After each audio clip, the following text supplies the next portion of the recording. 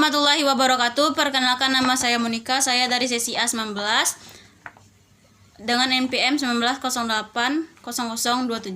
Baiklah, di sini saya akan mempresentasikan hasil review jurnal saya yang berjudul yaitu Pengelolaan Sumber Daya Alam Berbasis Kelembagaan Lokal.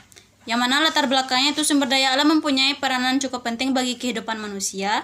Sumber daya alam bagi berbagai komunitas di Indonesia bukan hanya memiliki nilai ekonomi, tetapi juga memiliki makna sosial, budaya, dan politik. Kelembagaan lokal tentang pengelolaan dan pemanfaatan sumber daya alam pada berbagai komunitas bersifat sistematik dan holistik, yang mana keberadaan manusia dipandang tidak terpisah dari keberadaan di atas alam. Adapun permasalahan yang saya temukan di jurnal ini yaitu yang pertama yaitu bagaimana gambaran bentuk kelembagaan sosial budaya etnis Papa di Desa Simerpara, Kecamatan Salak, Kabupaten Dairi, Provinsi Sumatera Utara. Yang kedua yaitu bagaimana kelembagaan etnis Papa mengenai pengelolaan sumber daya alam maksudnya. Tiga yaitu sejauh mana hubungan kelembagaan lokal berupa upacara ritual, tabu, dan lubuk larangan dalam kegiatan berladang. Metode yang digunakan dalam penelitian ini yaitu berbentuk studi kasus, yang mana pendekatan ini digunakan dengan tujuan untuk menggali informasi sebanyak mungkin dan mampu memahami dan mengidentifikasi segala sosiologis yang berkenaan dengan kelembagaan lokal. Metode pengumpulan datanya dengan cara menggunakan pengamatan berpartisipasi, studi dokumentasi, dan wawancara yang mendalam.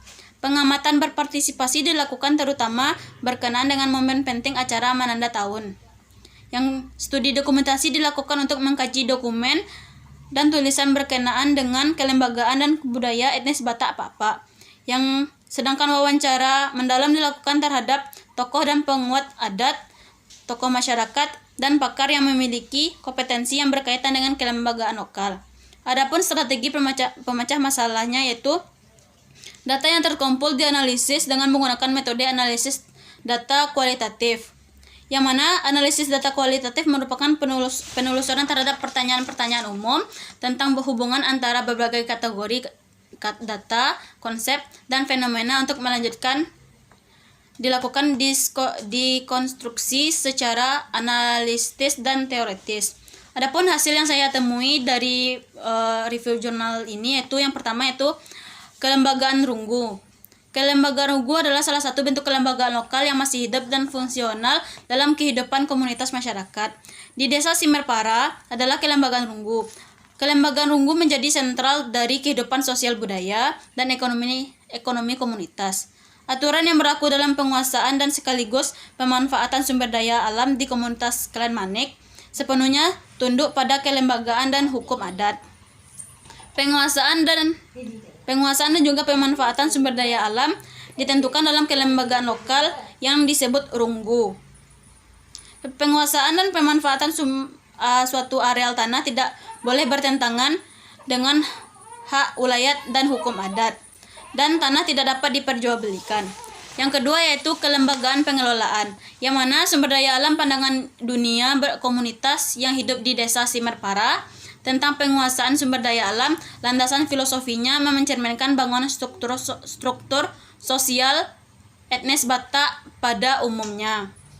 Kelembagaan lokal Ganop Banua Martona Rura menunjukkan bahwa sebuah benua dan hutan harus ditopang oleh sumber daya air, yang mana kawasan hutan dan tempat pengembalannya. Kawasan hutan diperlukan untuk dapat mendukung penyelenggaraan kehidupan ekonomi penduduk, karena sebagian besar penduduk hidup dari bercocok tanam baik di lahan kering maupun persawahan. Yang ketiga yaitu upacara Mananda Tahun dan konservasi lingkungan. Hal ini serupa dengan kegiatan pemanfaatan sumber daya hutan terutama kayu. Pengambilan kayu dan pemanfaatan sumber daya hutan yang dilakukan oleh komunitas lokal berlatar belakang sosial, ekonomi, dan budaya, dan membangun dengan tujuan untuk kelangsungan institusi dan ekonomi keluarga dan komunitas.